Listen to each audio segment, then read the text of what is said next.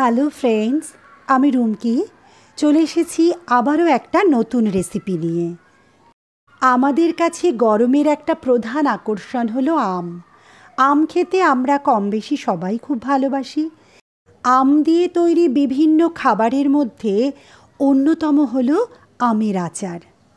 আমি একদম অন্যরকমভাবে একটা আমের আচারের রেসিপি সকলের কাছে শেয়ার করছি।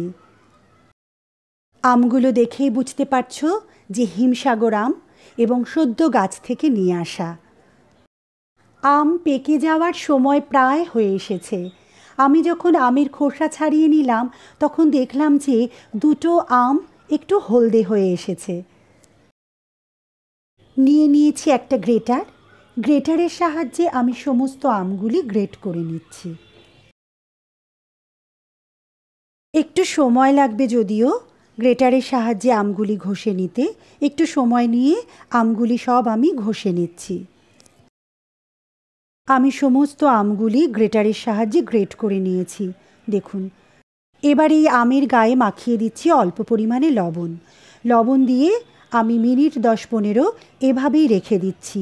এতে কি হবে, অতিরিক্ত জলটা আম থেকে বেরিয়ে আসবে।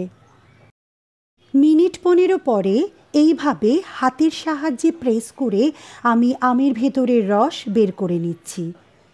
এতে কি হবে, যখন আমি আচারটা তৈরি করব তখন আচারে যেমন খুব বেশি মিষ্টি লাগবে না, তেমন আচারটা খুব টকও হবে না খেতে, আর খুব তাড়াতাড়ি বানানো হয়ে যাবে।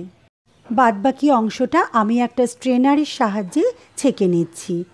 এবার দেখুন, এই যে আমি একটা বোলের মধ্যে আম নিয়ে নিয়েছি। এবার নেক্সট স্টেপ, একটা কড়া গরম করে তাতে ড্রাই রোস্ট করে নিচ্ছি 2 শুকনো লঙ্কা এবং তেজপাতা।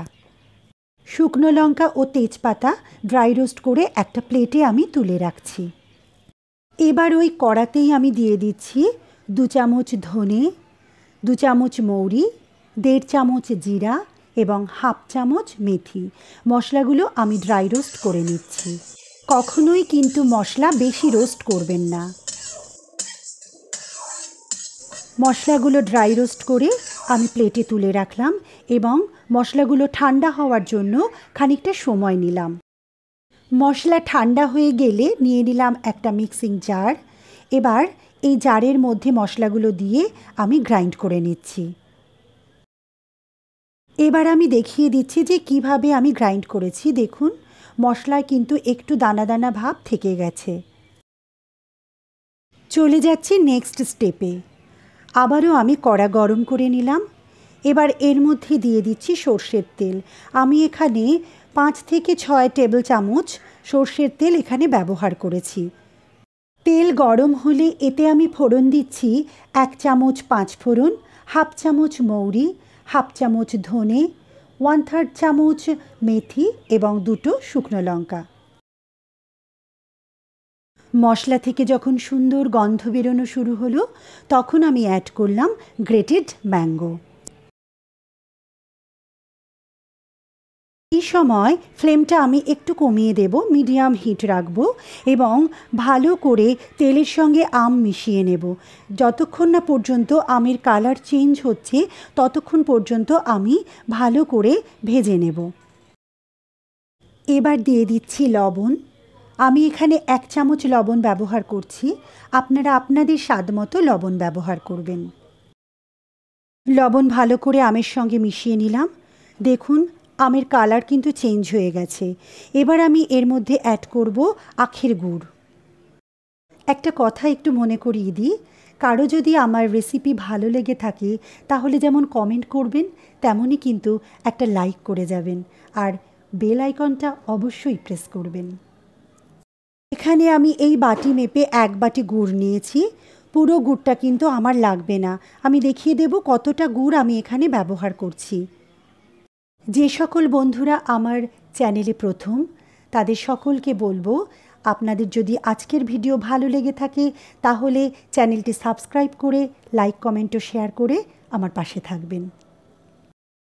এবার আমি আরও খানিকটা গুড় এখানে অ্যাড করলাম। ব্যাস, আমার কিন্তু আর গুড় লাগবে না। আপনারা দেখতে পেয়েছেন যে কত সামান্য গুড়ে এই আচার আমি তৈরি করছি।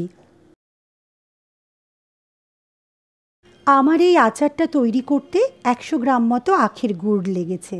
তাহলে বুঝতেই পারছেন কত কম গুড় দিয়ে আমি এই আচারটা তৈরি করে নিয়েছি। আচার প্রায় হয়ে এসেছে। আচার আর গুড় খুব সুন্দরভাবে মিশে গেছে, একটুকু জল ভাব নেই। এবার আমি এতে অ্যাড করছি ড্রাই রোস্টেড স্পাইস। এবার ভালো করে আমি মশলা মিশিয়ে নিচ্ছি। মশলা দেখুন একদম সুন্দর করে মিশিয়ে নিচ্ছি, এবং মশলা মেশানো হয়ে গেলে আমি দেখিয়ে দিচ্ছি যে কড়ার গায়ে একদম লেগে থাকবে না। একদম সুন্দর করে কড়ার গা থেকে পুরো আচারটা কিন্তু উঠে আসবে। অর্থাৎ আমার আমের আচার কিন্তু একদম রেডি হয়ে গেছে। যেসব বন্ধুরা আমার পাশে থেকে সব সময় আমাকে সাপোর্ট করে যাচ্ছ, তাদের সকলের জন্য রইল অনেক অনেক ভালোবাসা।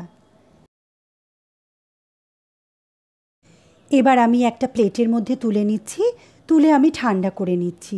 এরপরে আমি কাঁচের জারে এই আচার আমি রেখে দেব। এই আচার রোদে দেওয়ারও কিন্তু একদম প্রয়োজন নেই, সুন্দরভাবে রেখে আপনারা খেতে পারবেন। আমার আজকের এই আচার রেসিপি যদি আপনাদের ভালো লাগে, তাহলে চ্যানেলটি সাবস্ক্রাইব করে লাইক কমেন্ট ও শেয়ার করে পাশে থাকার অনুরোধ করছি। বেল আইকনটা প্রেস করতে ভুলবেন না কিন্তু। নমস্কার।